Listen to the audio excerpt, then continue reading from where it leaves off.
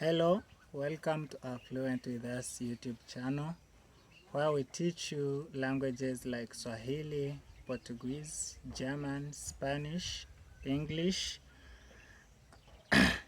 and we really today have a topic which is going to be more of learning names, how we call family members, or in other words, having names in Swahili of people around us.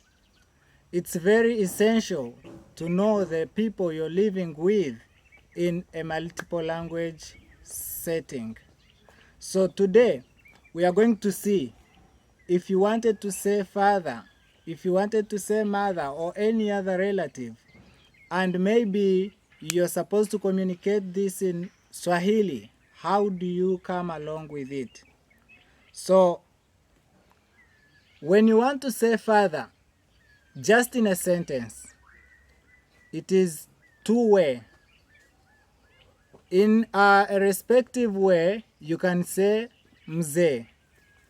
That is informal.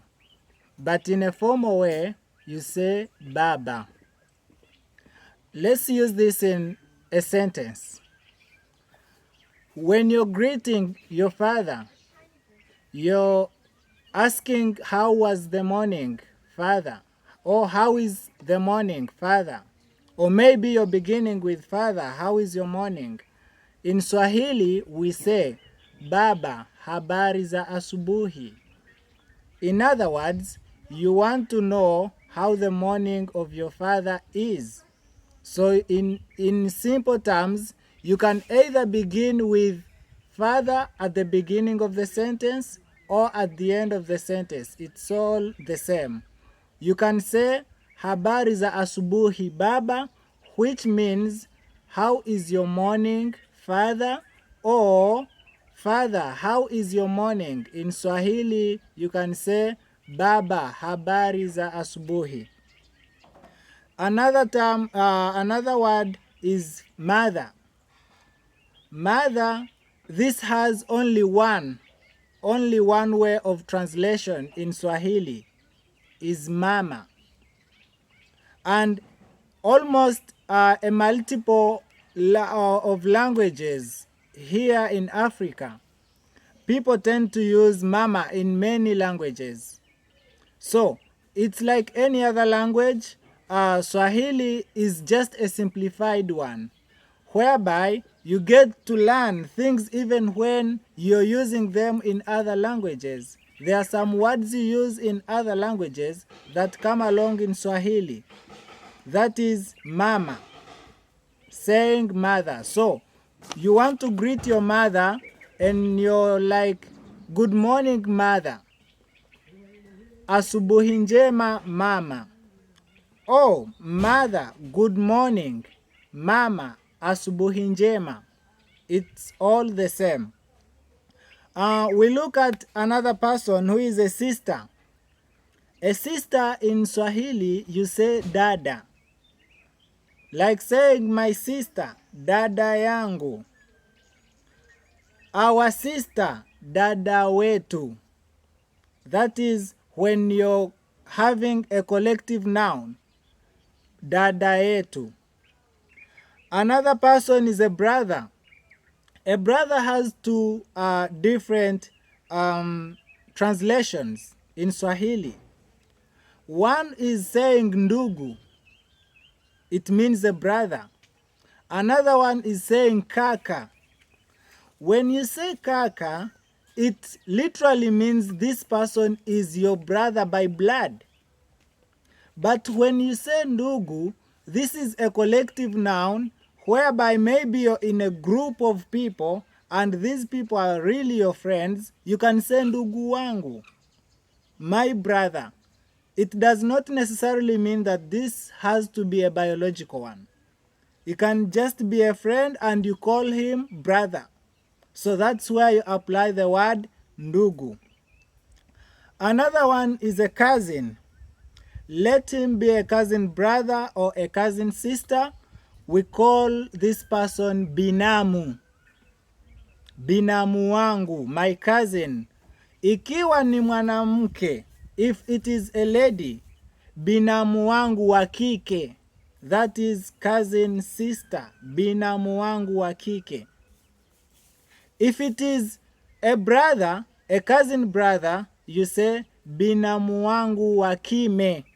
That is how we translate Swahili when it comes to those words cousin sister and cousin brother.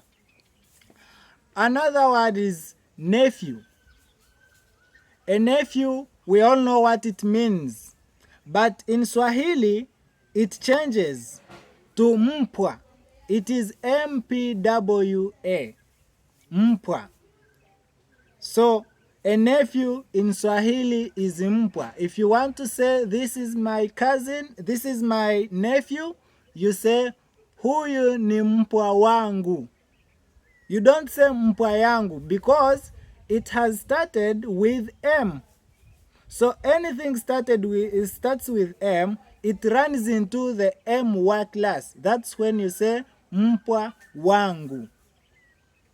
Every word that starts with M, it has to have that corresponding noun which is wa. So you say mpwa wangu. Even if it is in a plural form, it still says mpwa wangu. It does not change. So another person is grandfather. Grandfather, in Swahili, we call him babu. Babu wangu. Let them be many, it still remains the same. Babu wangu. You cannot say babu zangu. That is another thing. It is babu wangu. My grandfather or my grandfathers. Let's say you have a side of mother, the side of father, and they all come together. It still remains babu wangu. So another person is grandmother, coming next to grandfather. So when it comes to grandmother, you say bibi au nyanya. It depends on how this person is connected to you. If it is from the mother's side, you say bibi. If it is from the father's side, you say nyanya.